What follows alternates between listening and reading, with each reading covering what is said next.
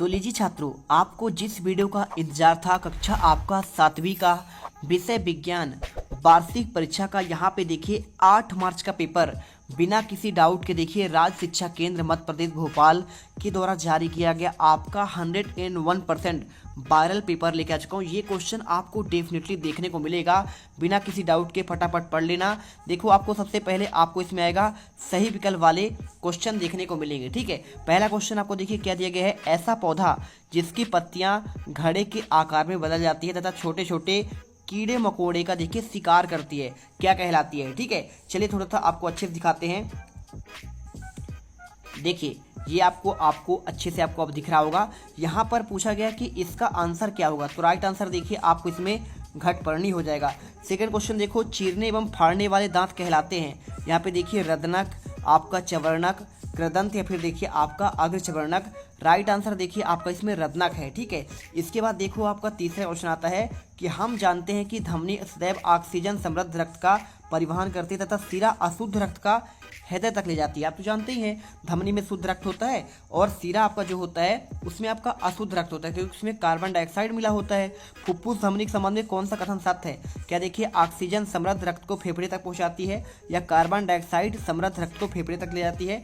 ए या फिर दो विकल्प सही है, या फिर आपको देखिए ऑक्सीजन एवं कार्बन डाइऑक्साइड यानी CO2 दोनों समृद्ध का परिवहन करती है। तो देखिए आपको आंसर आपको यहाँ पे हो जाएगा बी नंबर, कार्बन डाइऑक्साइड समृद्ध रक्त को फेफड़े तक ले जाती है। आपको ये उत्तर लिखना है। ठीक है, आपको इसके बाद देखो आपको चौथा क्वेश्चन मिलेगा देखने को।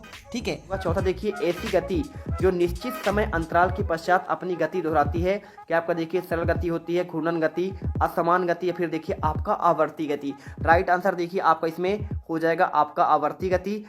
क्वेश्चन देखिए पांचवा, निम्नलिखित में से किस रसायन का उपयोग कर जल का शुद्धिकरण किया जाता है? कपड़ा धोने का सोडा, DDT पाउडर, क्लोरीन या फिर देखिए फिलाइन। अगर मैं देखिए पांचवे के आंसर की बात करूं तो आपका ये हो जाएगा आंसर आपका यहाँ पे क्लोरीन हो जाएगा। ठीक है, इसके बाद देखो आपका छठवा आता है रिक्त स्थान वाले क्वेश्चन।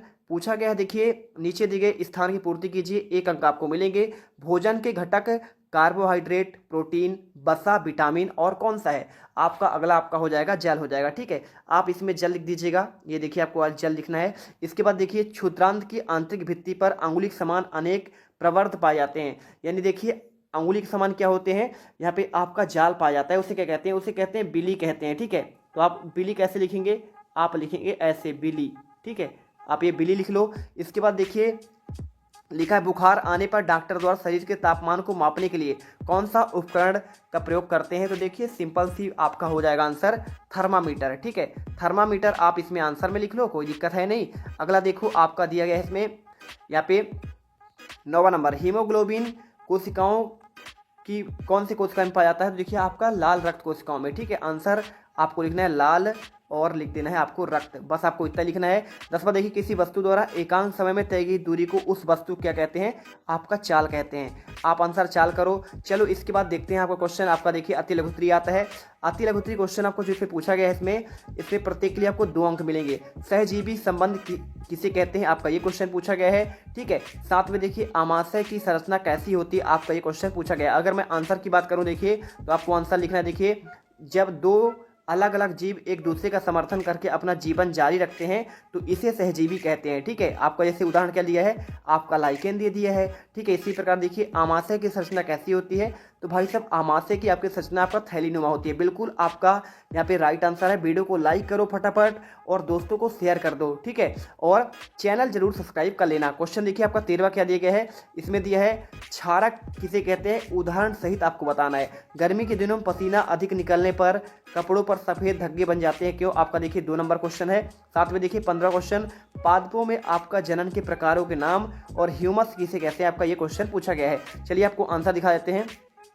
ये देखिए आपको 13वें का क्वेश्चन का आंसर मिल जाएगा। क्षारक एक प्रकार का रासायनिक पदार्थ है जो जल में घुलने पर हाइड्रोक्साइड आयन OH का स्त्राव करता है। ठीक है, और क्षालकों का pH मान क्या होता है? आपका देखिए 7 से अधिक होता है। उदाहरण देखिए सोडियम हाइड्रोक्साइड। इसके बाद देखो आपका क्वेश्चन 14वां, गर्मी के दिनों में अधिक पसीना निकलने पर कपड़े पर धब्बे बन जाते हैं, आपका क्यों? तो देखिए कपड़े गर्मी के दिनों में पसीना अधिक निकलने पर कपड़े पर धब्बे बन जाते हैं क्योंकि पसीने में उपस्थित लवण सोडियम क्लोराइड जब वाष्पित होता है तो वे कपड़े पर जमा हो जाता है और सफ़ेद धब्बा बन जाता है।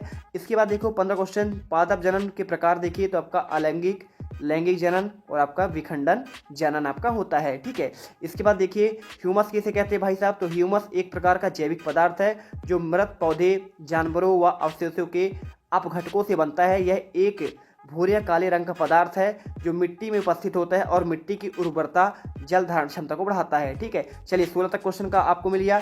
अब क्वेश्चन देखो आपका 17वां, यहाँ पे आता है लघुत्तरीय क्वेश्चन। इसमें आपको 30 से 40 शब्दों में 3 अंक के क्वेश्चन दिए जाएंगे। गर्मियों में सफ़ेद और हल्के रंग के वस्त्र, सर्दियों में गहरे आपके रंग के वस्त्र पहनना अधिक आरामदायक है, क्यों? 3 नंबर क्वेश्चन देख लीजिए। साथ में देखिए कारखाना के अपशिष्ट जलाशय को प्रवाहित करने से पहले उदासीनता क्यों किया जाता है, ये क्वेश्चन पूछा गया है। परागण देखिए किसे कहते हैं, परागण एक प्रकार पूछा गया है। रैखिक गति और वृत्तीय गति का उदाहरण पूछा गया है। पेड़ों का महत्व पूछा गया है। 22वां देखिए आपके आपंक क्या है, शुष्क आपंक का उपयोग क्यों किया जाता है। ठीक है, इसके साथ देखो आपको यहाँ पे 23 से आपके आगे क्वेश्चन दिए गए हैं 26 तक। चलिए हम पूरे 26 तक का आंसर एक एक करके देख लेते हैं। ठीक है, चलिए यहाँ पर आपको जो है ये आंसर मिल जाएगा। मैंने आपको देखिए 16 तक का आंसर दे दिया है। 17वां क्वेश्चन आपको यहाँ पे ये दिया गया है, गर्मियों के दिनों में सफ़ेद वस्त्र आपको देखिए तो आपको यहाँ पे इसका गर्मियों में सफ़ेद वस्त्र पहनना चाहिए, अधिक आवश्यक है, क्योंकि देखिए हल्के रंग के वस्त्र सूर्य की किरणों से प्रतिबंधित होते हैं और शरीर की गर्मी कम करती है। सर्दियों में देखिए गहरे रंग के वस्त्र पहनना चाहिए क्योंकि आवश्यक, क्योंकि गहरे रंग के वस्त्र सूर्य की किरणों को अवशोषित करता है यानी सोखता है, जिससे शरीर पर क्या है आपको गर्मी मिलती है। 18वां देखो क्या दिया गया है। 18वां क्वेश्चन आपका यहाँ पे ये मिल जाएगा, कारखाने के अपशिष्ट जलाशयों में प्रवाहित करने वाले उदासीनता क्या होता है। देखिए तो उत्तर, कारखाने के अपशिष्ट को जलाशय में प्रवाहित करने पर पहले उदासीन किया जाता है ताकि देखो अपशिष्ट में उपस्थित अम्ल और क्षार निष्क्रिय किया जा सके।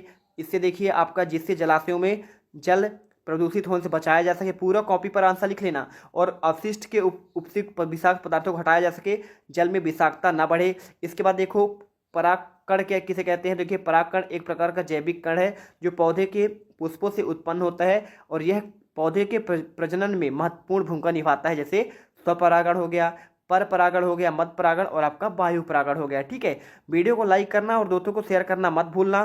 ठीक है, इसके देखिए आपको जल परागण भी होता है। इसके बाद देखो आपका 20वां क्वेश्चन, रैखिक गति और वृत्तीय गति को समझाना है। तो रैखिक गति, वृत्तीय गति 2 प्रकार के होते हैं जो वस्तुओं में गति की आपका देखिए वर्णित करती है। देखिए पहला आपका होता है रैखिक गति, यह एक सीधी रेखा गति करती है।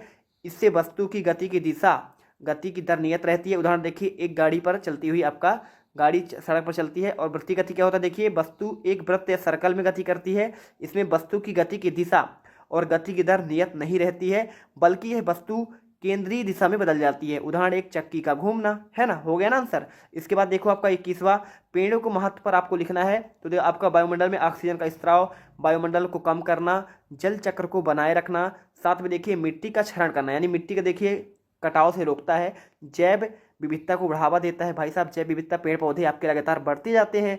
इसी तरह देखिए 22वां, आपांक क्या है, शुष्क आपांक का उपयोग कहा गया था। देखिए आपांक एक प्रकार का जैविक पदार्थ है जो पौधे की पत्तियों में तनों से निकलता है और यह एक चिपचिपा और गाढ़ा तरल होता है। ठीक है, जिसे गोंद टाइप के नहीं बोलते हम, और पौधे को नुकसान पहुंचाने के लिए कीटों और रोगों से बचाता है।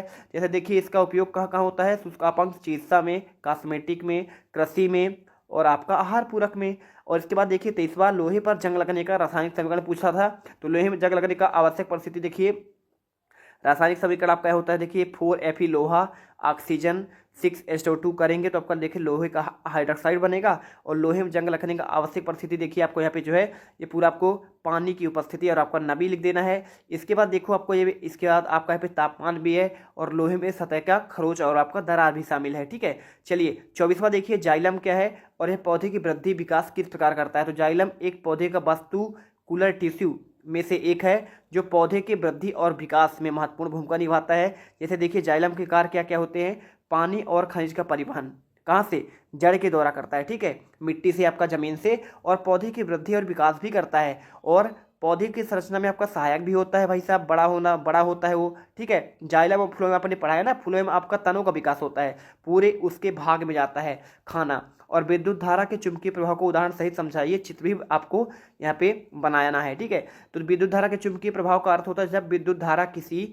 चालक में प्रवाहित होती है, उसके चारों ओर एक चुंबकीय क्षेत्र उत्पन्न होता है और यह चुंबकीय क्षेत्र विद्युत धारा की दिशा में तीव्रता पर आपका देखिए निर्भर करता है। ठीक है, पूरा आंसर लिखना कॉपी पर। और विद्युत धारा के चुंबकीय प्रभाव का उपयोग इलेक्ट्रोमैग्नेटिक में किया जाता है। इलेक्ट्रोमैग्नेटिक एक ऐसा उपकरण है जो विद्युत धारा के चुंबकीय प्रभाव का उपयोग किया जाता है, शक्तिशाली चुंबक आपका उत्पन्न करता है। देखिए आपको यहाँ पे चित्र भी आपको यहाँ पे आपको बना लेना है। बहुत बढ़िया, देखिए आपका ये नॉर्थ पोल हो गया। ठीक है, उत्तरी ध्रुव आपका, ये देखिए दक्षिणी ध्रुव। और ये देखिए आपका यहाँ पे क्या है, चुंबकीय आपका यहाँ पे रेखाएं बाहर की ओर निकल रही हैं। ठीक है, समझ में आ गया ना। इसके बाद देखिए आपका, देखिए यहाँ पे समझ में आ रहा है कि आपका नॉर्थ से साउथ की ओर जा रही हैं।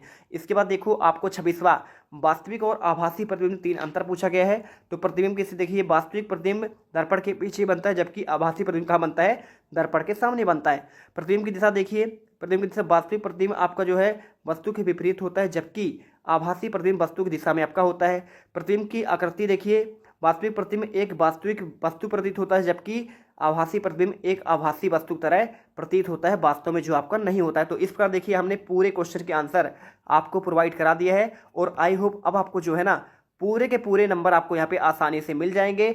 मिलते हैं, वीडियो को लाइक करना, दोस्तों को शेयर करना। जय हिंद, जय भारत। अब तुम लोग गलती से अगर नए हो तो सब्सक्राइब करो, वो जो लाल वाला बटन है उस पर अपने जीजा जी फेंक के मारो या फूफा जी, मुझे नहीं पता, बस क्लिक हो जाना चाहिए। अब मैं भी जा रहा हूं, मुझे मुठिया पेलने जाना है। बाय।